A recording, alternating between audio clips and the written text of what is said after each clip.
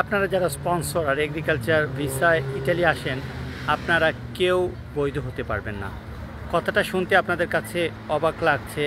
আপনারা 15 লাখ, 20 লাখ, এমনকি 25 লাখ টাকা খরচ করে এগ্রিকালচার ভিসা, তারপরে হোটেলের কাজের ভিসা, ফ্যাক্টরির ভিসা, বিভিন্ন সুবর্ডিনাত ভিসা খরচ করে ইটালি আসেন। 2022, 23, 24, 25 সালে যারা আসছেন তাদের মধ্যে 1000-এর মধ্যে 10 জন বাংলাদেশি হয়তোবা লিগেল হতে পেরেছে। আর 2026, 27, 28-এ যতগুলি মানুষ আসবে, এটা শুধুমাত্রই প্রতারণা।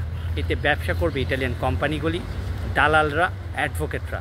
তাই স্পন্সর ভিসাতে ইটালিতে এত টাকা খরচ করে না এসে চেষ্টা করুন ট্যুরিস্ট ভিসা বা ভিজিট ভিসাতে আসতে।